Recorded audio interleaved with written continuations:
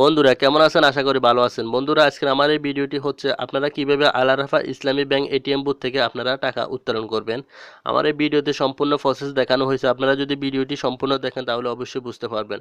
প্রথমে বন্ধুরা আপনারা আল আরাফা ইসলামী ব্যাংক এটিএম বুথে চলে যাবেন। যাওয়ার পরে আপনাদের ভিসা কার্ড অথবা মাস্টার কার্ড অথবা যে কোনো ব্যাংকের কার্ডই হোক, সিস্টেম কিন্তু একই রকম। কার্ডটা এভাবে ধরবেন, ধরার পরে কার্ডটা 3 ভাগের 2 ভাগ আপনারা এভাবে ঠেলে ভিতরে দিবেন। বাকি অংশটা কিন্তু অটোমেটিকলি মিশে কিন্তু নিয়ে নেবে। নেওয়ার পরে বন্ধুরা এখানে দেখুন সুইচ বাটন আছে, আপনি অবশ্যই এখানে পিন নাম্বারটি এখানে দিয়ে দিবেন, আপনার যে সিক্রেট পিন নাম্বারটি থাকবে। আমি এখন আমার সিক্রেট পিন নাম্বারটি আমি এখানে এখন বসিয়ে দেব। সিক্রেট পিন নাম্বারটি দেওয়ার পরে বন্ধুরা এখানে দেখুন রাইট সাইডে কিন্তু এখানে অ্যাকসেপ্ট অথবা ইন্টার নামে একটি সুইচ থাকবে, আপনি সেটা অবশ্যই ক্লিক করে দেবেন। এক একটি এটিএম বুথে এক এক রকম থাকে, অ্যাকসেপ্ট অথবা ইন্টার দুইটার একটি থাকবে লেখা। দেওয়ার পর এখানে দেখুন বন্ধুরা এরকম ইন্টারফেস আসছে। এখানে দেখুন fast cash balance enquiry mini statement ইয়ার ফরে ফাউন্টেন আসর, আপনারা অবশ্যই ফোরে যেটাই করতে চান সেটাতে আপনারা ক্লিক করবেন। আমি যেহেতু টাকা উইথড্র করবো সেই জন্য আমি ক্যাশ উইথড্রল এবং কি বিল পেমেন্ট আমি টাকা উত্তোলন করবো সেই জন্য আমি ক্যাশ উইথড্রলে আমি ক্লিক করব। লেখাটা যে পজিশনে থাকবে সেই পজিশনের সুইচে আপনি অবশ্যই ক্লিক করবেন। এরপরে দেখুন গো ব্যাক আছে, এরপরে লেফট সাইডে রাইট সাইডে আছে সেভিংস এবং কি কারেন্ট, এরপরে ক্রেডিট কার্ড, এরপরে আরেকটি অপশন আসলে ডিফল্ট নাকি আমি ঠিক দেখতেছি না। এরপর আমি যেহেতু সেভিংস আমার অ্যাকাউন্ট আমি সেভিংসে ক্লিক করছি, আপনার কারেন্ট অ্যাকাউন্ট হলে অবশ্যই কারেন্টে ক্লিক করবেন।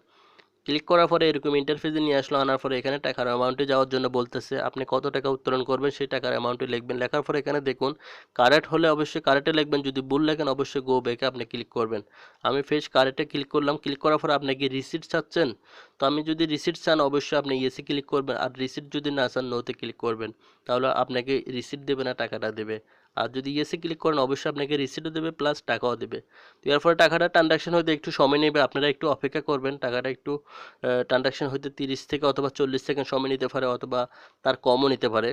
তো টাকা যদি বেশি হয় একটু বেশি সময় নিতে পারে, 30-40 সেকেন্ডের উপরে নেয় না। এরপরে দেখুন বন্ধুরা টাকাটা কিন্তু আমাকে দিয়ে দিচ্ছে, দেখুন আমার টাকাটা কিন্তু চলে আসছে। টাকাটা আসার পরে বন্ধুরা দেখুন এখন রিসিপ্টটা আমাকে দিবে। আপনারা লেফট সাইডে দেখবেন এখানে রিসিপ্ট দেবে অটোমেটিক, দেখুন রিসিপ্টটাও আমার কিন্তু চলে আসছে।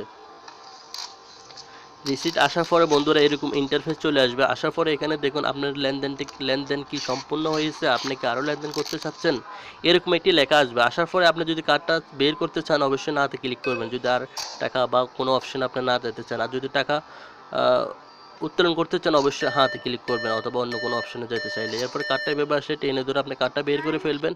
বের করার পরে আপনাদের টাকা উইথড্র করার একদম সম্পূর্ণ প্রসেস শেষ। আশা করি বন্ধুরা বুঝতে পারছেন। আমার এই ভিডিওটি যদি আপনাদের কাছে ভালো লাগে প্লিজ একটি লাইক, একটি কমেন্ট, একটি শেয়ার করবেন।